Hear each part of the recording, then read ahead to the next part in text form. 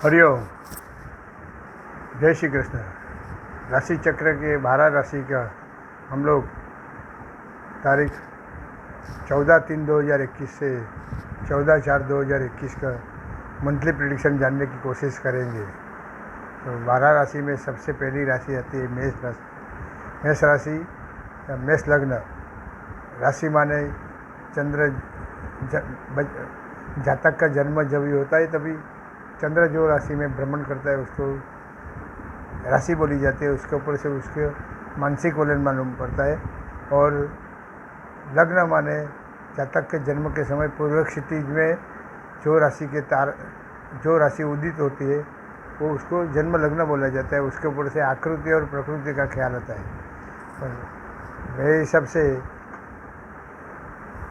Daily prediction, weekly prediction, monthly prediction, yearly prediction और सब में राशि से भी ज़्यादा महत्व मेरे हिसाब से अगर लग्न वाइज जावे तो ज़्यादा अच्छी तरह हमको आइडिया आती है।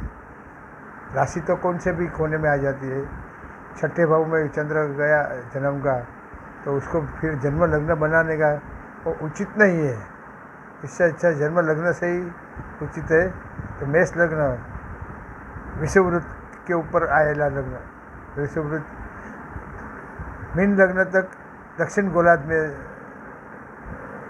दक्षिण गोलार्ध की लास्ट राशि मीन राशि। फिर विषुववृत्त पे आया तो विषुववृत्त के बाद ऊपर के जो राशि आ जाती है वो उत्तर गोलार्ध है। पृथ्वी के उत्तर हेमिस्फीयर उत्तर विभाग चालू हो जाता है। और हमारा भारत देश भी उत्तर विभाग में ही है। तो हमें मेष राशि, वहाँ पे मेष राशि के स्टार है। तो मेष राशि इक्वेटर के वाले विषुववृत्त के ऊपर सर्वप्रथम राशि होने से उसको ही 12 राशि में सबसे पहला नंबर मेष राशि को दिया है। तो मेष राशि मेष लग्न मेष लग्न माने आपको बोला वैसा जन्म के समय अगर कोई शिशु का जन्म के समय पूर्व क्षितिज में जो मेष राशि उदित होते हैं तो मेष लग्न बोले जाते हैं। डैशिंग वाली राशि है, बहुत डैशिंग से की है। बहुत सब चीज़ उनको बहुत घाई में जल्दी करने की बहुत आदत रहती है। बहुत हिम्मत बहुत रहती है और साहसिक भी बहुत रहते हैं। और मेहनत करने में भी पीछे नहीं पड़ते, मेहनत करते हैं। पर गुस्सा बहुत आ जाए। मंगल का लग्न है ना, मेष राशि का मालिक मंगल है। तो वो जन्म लग्न में आ गया तो मेष लग्न वाले को गुस्सा भी बहुत आता है। कोई विद्वान इनको बुद्धू राशि बोले, जिनको मूर्ख राशि। बहुत जल्दी करने में बहुत बड़ी मिस्टेक करते रहते हैं। ऐसा ये मेष लग्न है। तो उसका हम मंथली प्रेडिक्शन जानने की कोशिश करेंगे। मंथली प्रेडिक्शन जानने के पहले चार्ट देख लेना जरूर है। मेष लग्न में हर्षल है। दूसरे भाव में वृषभ का राहु और मंगल है। और वहाँ से डायरेक्ट अष्टम भाव में वृश्चिक का केसु है। भाग्य भाव में 9वें भाव में कोई ग्रह नहीं। 10वें भाव में गुरु शनि और मकर का गुरु शनि और प्लूटो है। एकादश भाव में शुक्र, नेपच्यून, बुध है। और ये शुक्र 17 तारीख को ही मीन राशि में चला जाएगा 12 भाव में। और बुध 1 अप्रैल को 12 भाव में चला जाएगा। 12 भाव में सूर्य चंद्र की युति है पहले दिन ही। और बाद में 17 तारीख को शुक्र आ जाएगा और 1 अप्रैल को बुध आ जाएगा। तो ये चंद्र शुक्र की युति मन अमावस्या का योग हो गया। चंद्र शुक्र युति मन अमावस्या का योग आ गया। और जैसे ही डिग्रिकली युति पूरी होती है वैसे ही वो एकादश का प्रतिपदा का पाठ चालू हो जाता है। तो व्यय स्थान में ही अमावस्या का होना और प्रतिपदा का होना थोड़ा अशुभ बोला जाता है। क्यों? सूर्य चंद्र दोनों व्यय स्थान में जाना माने चंद्र चतुर्थ स्थान का मालिक और सूर्य पंचम स्थान का मालिक, एक केंद्र और त्रिकोण का स्थान का मालिक 12 स्थान में चला जाता है तो घर के बारे में और संतान के बारे में थोड़ा टेंशन तो निर्माण करता ही है। पर अगर अब जातक से वो दूर चले जाते हैं माता और अपने बच्चे तो उनको अच्छा है, उनको लिए फिर अच्छा हो जाता है, जातक के लिए भी अच्छा हो जाता है। पर यहाँ पे ही जन्मस्थल पे ही रहता है माता और बच्चे, तो जातक को उनके पीछे खर्चे बहुत ज़्यादा करना पड़ता है, ऐसा एक नियम है। यहाँ पे मेष लग्न, मंगल का लग्न और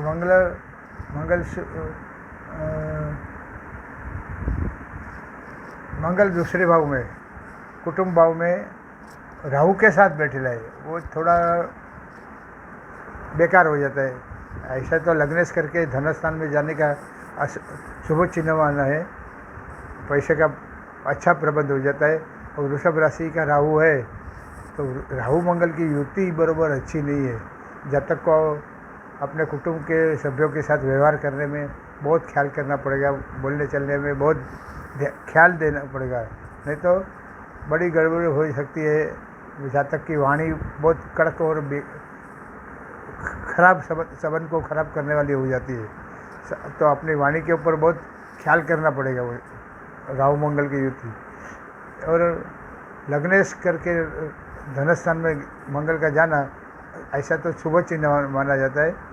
और राहु के साथ युति में तो राहु है जो राशि में बैठा है वो राशि के जैसा फल देता है। तो शुक्र की राशि में बैठा है, वृषभ राशि माने शुक्र की राशि, और शुक्र की दूसरी राशि सप्तम भाव में तुला राशि है। तो लेडी लक, शुक्र माने लेडी लक माने जीवन साथी का भी लक, और कुटुंब में भी जो लेडीज बहन है, चाची है, मामी है, वो सब वो लोग का लेडी लक अपनी बेटी है, वो सब का नसीब भी जातक को साथ देता है कुछ ना कुछ काम करने में। तो पैसे का प्रबंध तो अच्छा जातक के पास रहेगा, पर थोड़ा खिटपिट वाला समय है कुटुंब के सभ्यों के साथ। और अपनी आँख के बारे में भी ख्याल करना पड़ेगा, आँख के ऊपर नुकसान कर सकता है ये राहु मंगल की युति। गले का भी विभाग भी वृषभ राशि माने ये मुंह का भाग और थोड़ा बहुत गले का भाग भी आ जाता है, तो थोड़ा गले का ख्याल करना पड़ेगा, मुंह का ख्याल करना पड़ेगा, दांत का ख्याल करना पड़ेगा। और आँख पर्टिकुलर तो आँख के ऊपर जातक को ज़्यादा ख्याल करना पड़ेगा। यहाँ पे मंगल है जो वो उसकी चतुर्थ दृष्टि संतान भाव पे रहती है, संतान भाव पे है, और संतान भाव का मालिक सूर्य कुंडली में 12 भाव में गया है, तो वो भी अच्छा नहीं है। संतान के पीछे जातक को थोड़ा खर्च करना पड़ेगा। संतान या तो बड़ा हो गया तो पढ़ाई करने लगे, फॉरेन जावे, तो उसके भी जातक को पैसे का प्रबंध करना पड़ेगा, वो खर्च आ जाता है। और संतान अगर लेडीज़ कुंडली है और नई शादी हुई तो ये मंगल की दृष्टि संतान स्थान पे, तो प्रथम गर्भपात हो जाता है, प्रथम गर्भ का पात हो जाता है, ऐसा एक नियम है। और ज़्यादा करके वो पुरुष गर्भ रहता है। ये मंगल पंचम स्थान का मालिक चतुर्थ दृष्टि से पंचम स्थान में दिखता है, और पंचम स्थान का मालिक सूर्य 12 स्थान में गहरा है, तो संतान बीमार हो जावे या फिर संतान के साथ कुछ अनबन हो जावे, ऐसा सब है। उसके साथ साथ दूसरा ये है कि शेयर बाज़ार अगर हम पकड़े तो लग्नेश मंगल की दृष्टि शेयर बाज़ार के स्थान पे, और शेयर बाज़ार का स्थान का मालिक सूर्य 12 स्थान में। ऐसे जातक को अपना शेयर बाज़ार का कुछ भी काम करने का, तो उसमें भी फॉरेन कंट्री का जो शेयर है फॉरेन कंट्री, वो करेंगे तो ज़्यादा अच्छा है, उसमें कमाई होएगी। फॉरेन कंट्री का शेयर, फॉरेन कंपनी के शेयर को लेन देन करेंगे तो कमाई होगी।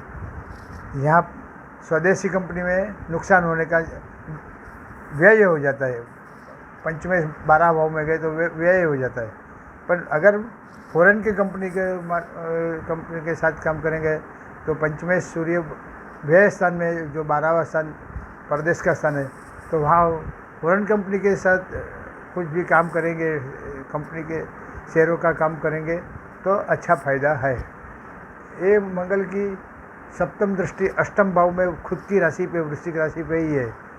तो और वहाँ केतु बैठल है, तो केतु पर मंगल की दृष्टि, केतु मंगल जैसा ही फल देता है। और अष्टम भाव पे मंगल की दृष्टि अच्छे नहीं बोली जाती है, जब तक एक्सीडेंट होने का चांसेस रहता है, वाहन संभाल के चलाना पड़ता है। ये मंगल की अष्टम दृष्टि भाग्य भवन पे है। भाग्य भवन में गुरु की राशि और गुरु कर्मस्थान में बैठेला है मंगल की उच्च राशि में। तो भाग्य लग्नेश मंगल की भाग्य स्थान पे दृष्टि और भाग्य गुरु मंगल की उच्च राशि में, तो भाग्य परिवर्तन अच्छा होएगा। जातक का ये महीने भाग्य परिवर्तन अच्छा होएगा। क्यों? मंगल है वो लग्नेश है, वो लग्न द्वितीय भाव में बैठ के भाग्य भवन पे मंगल की अष्टम दृष्टि आती है। और भाग्य भवन में धन राशि है, उसका मालिक गुरु कर्मस्थान में मकर राशि में, तो मकर राशि है वो मंगल की उच्च राशि है। तो जातक को कामकाज में बहुत आगे बढ़ने का चांस ये महीने में है। गुरु नीच का होके उसका नीचभंग होता है, तो सब रीत से देखेंगे तो जातक अपने कामकाज में बहुत आगे बढ़ सकता है। बाद में हम देखेंगे कि एक तो दूसरी बात ये पॉइंट है कि ये महीने में सभी ग्रह राहु केतु के बीच में माने काल सर्प योग होता है धन स्थान से लेकर अष्टम स्थान में। तो वो भी पैसे के लिए थोड़ा पॉकेट मनी और एक्सपेंस में थोड़ा ख्याल तो करना पड़ेगा, नहीं तो ज़रूरत से ज़्यादा खर्च हो जाने का चांसेस है।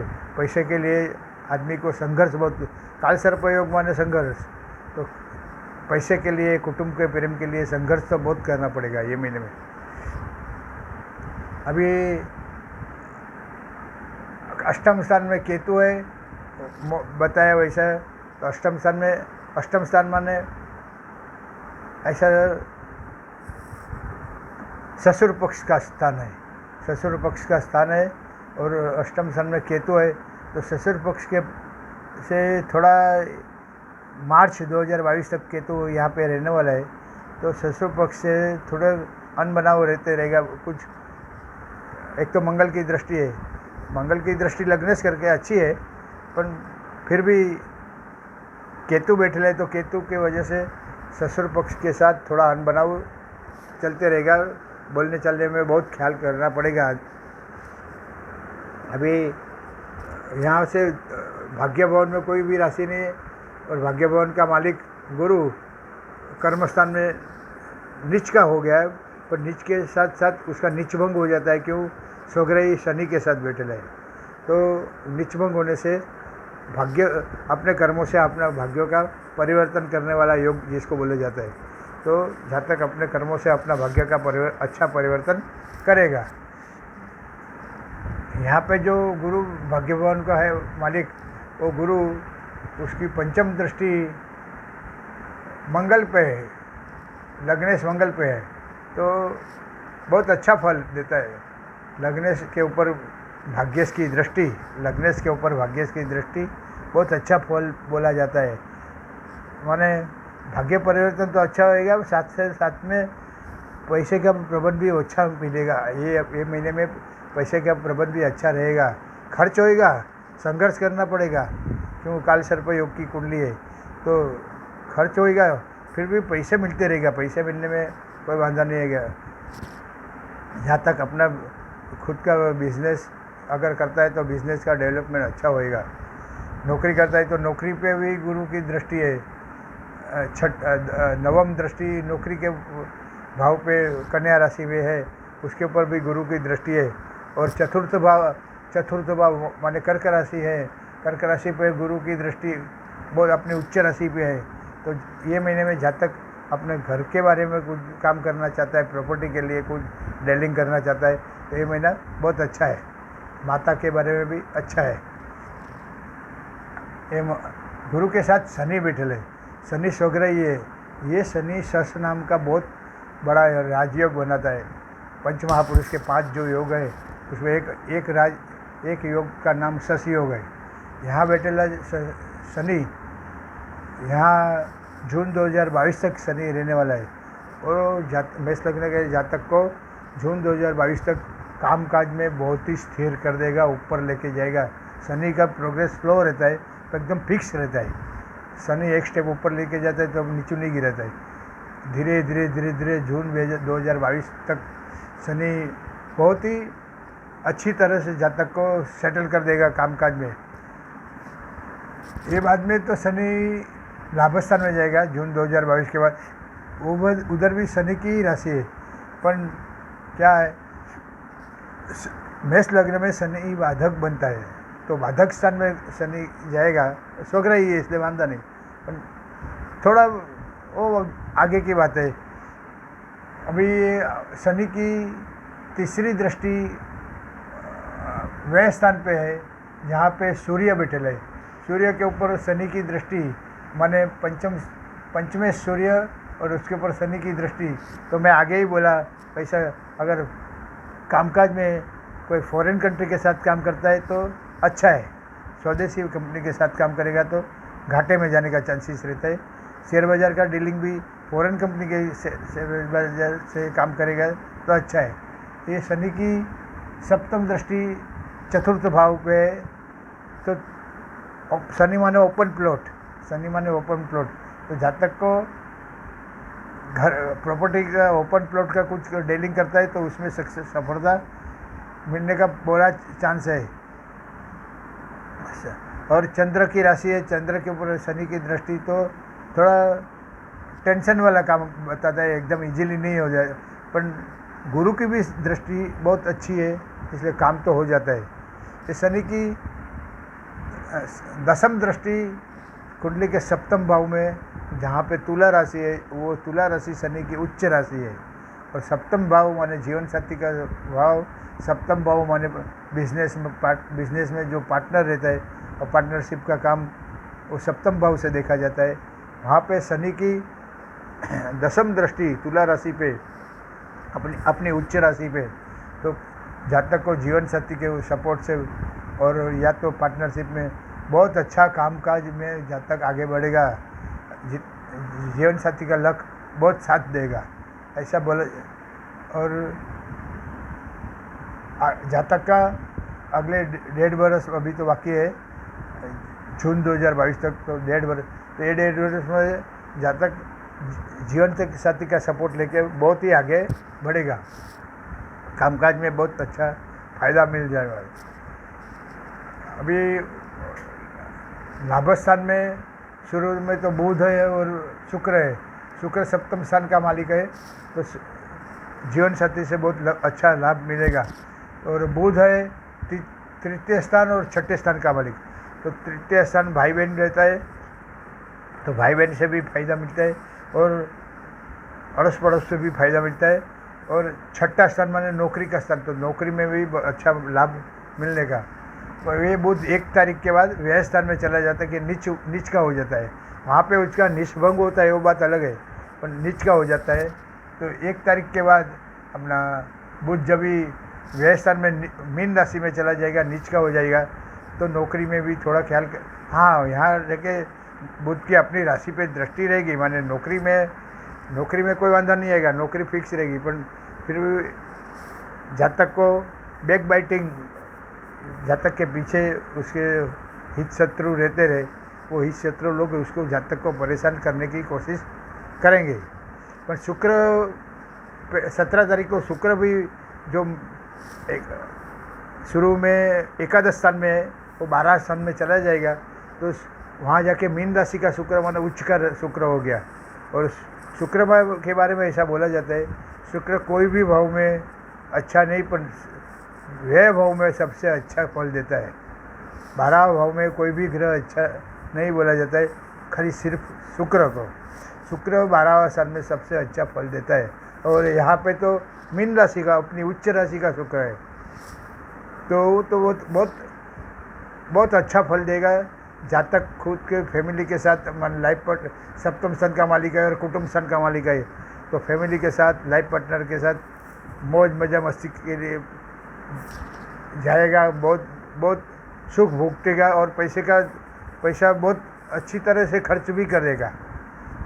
क्यों, धनस्थान का मालिक 12वें स्थान में जाने तो पैसा का खर्च व्यय तो होएगा, पर मौज मजा मस्ती के लिए शुक्र माने भोग, तो अच्छे भोग के लिए जातक ये महीने में खर्च करेगा।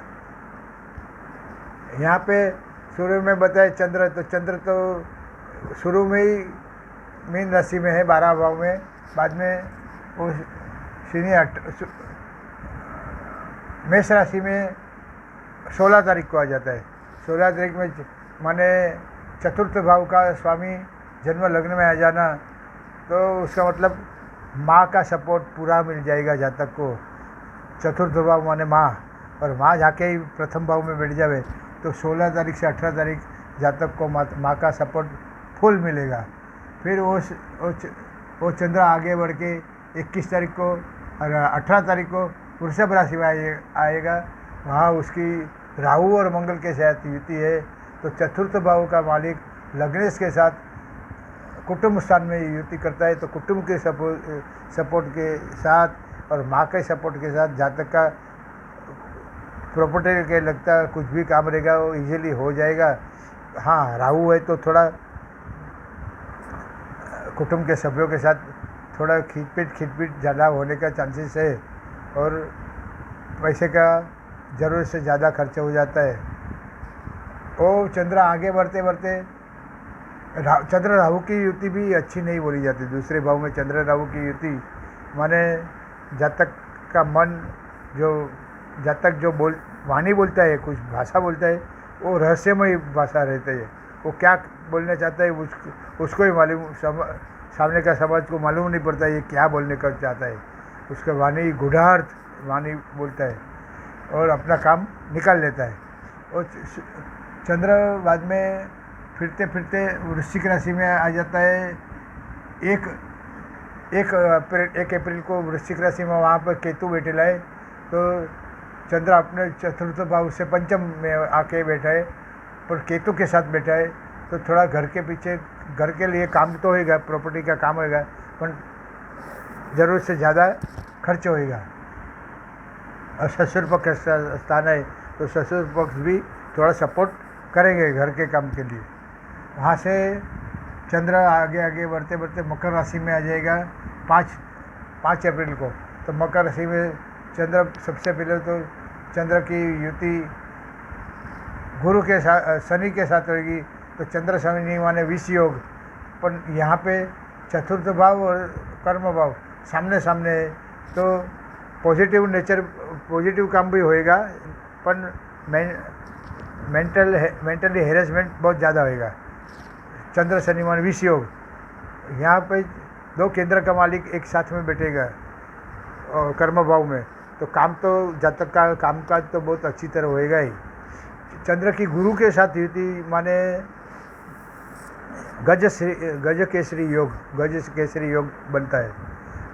चंद्र की गुरु के साथ, गुरु भले नीच का है पर उसका नीच भंग होता है, और चंद्र चतुर्थ भाव का मालिक होके भाग्य भाव का मालिक गुरु के साथ युति करता है, तो श्योर 101% ऐसा चांसेस है जातक का, अगर वो चाहे तो ये महीने में घर का काम बढ़ा सकता है। काम अपने जो कामकाज करते हैं उसमें बहुत बड़ा अच्छा फैलावा बड़ा कर कामकाज को बढ़ा सकता है। सॉरी, तो वो चंद्र आगे जाके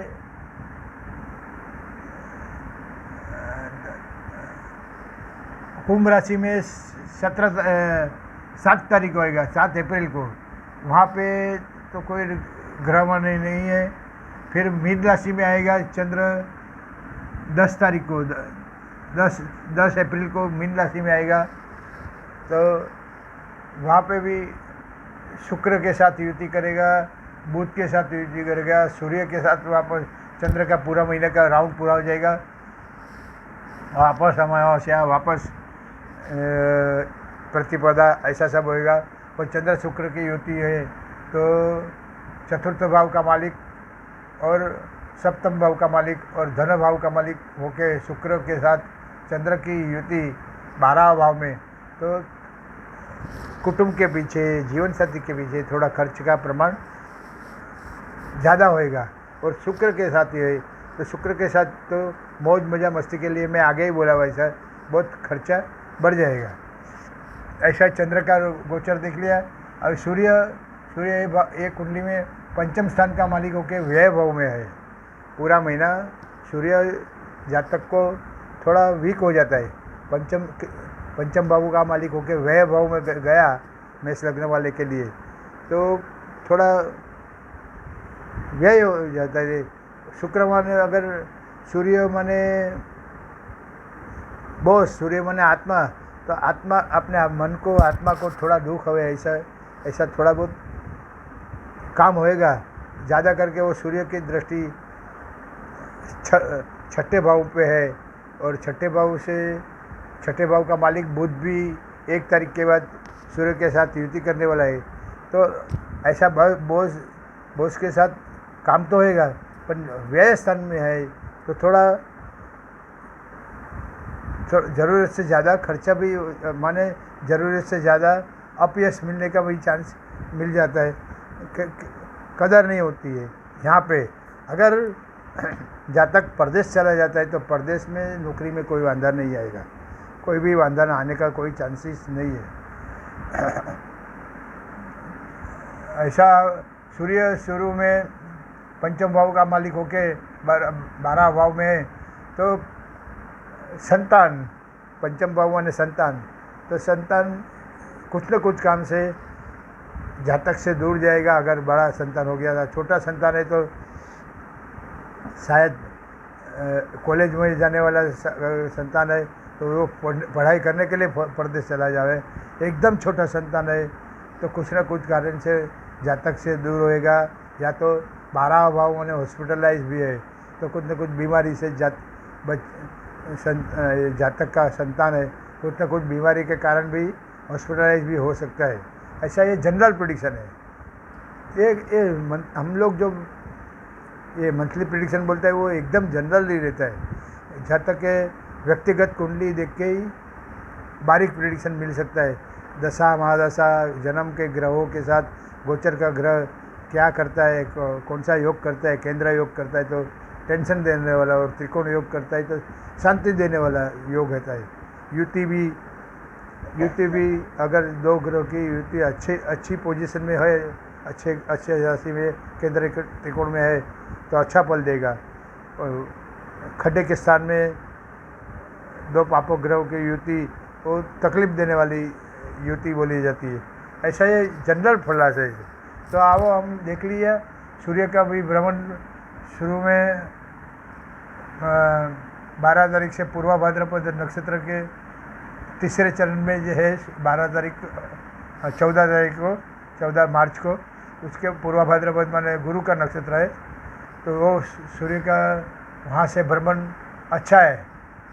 परदेश जाने के, जो संतान का परदेश जाने का योग है वो अच्छा है। और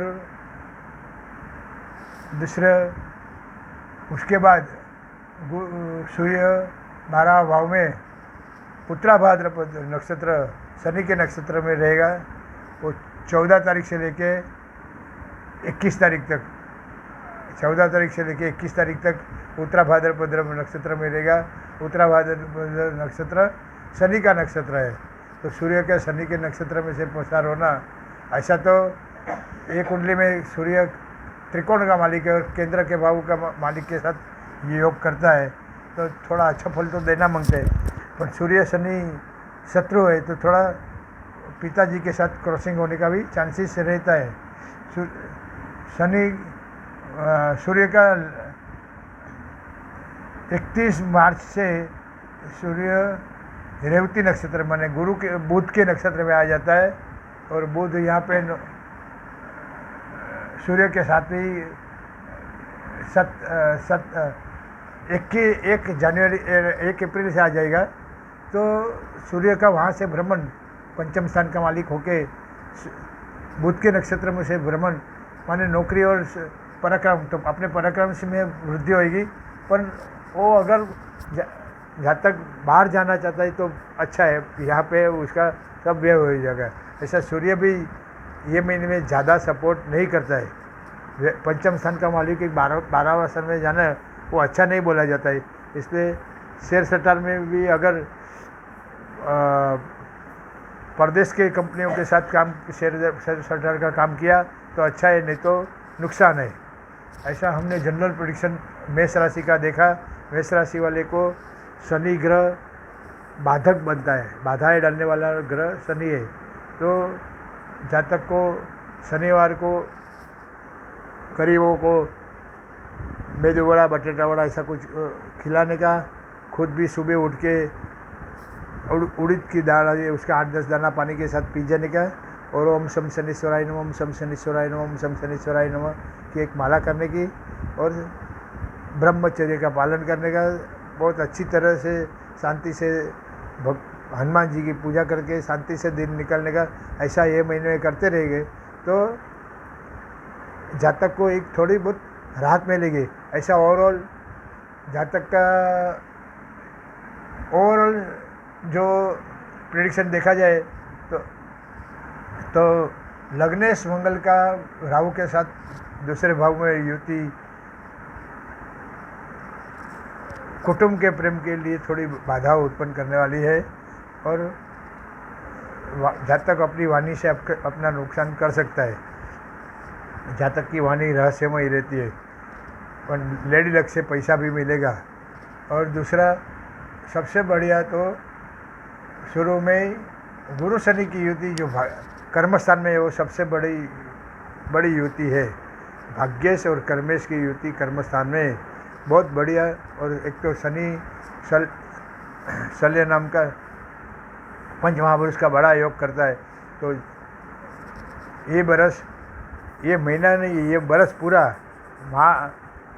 2021 का पूरा बरस शनि, और शनि तो जून 2022 तक मकर राशि में रहेगा। तो जहाँ तक स्लोली एंड ग्रेजुअली आगे बढ़ेगा। हरि ओम।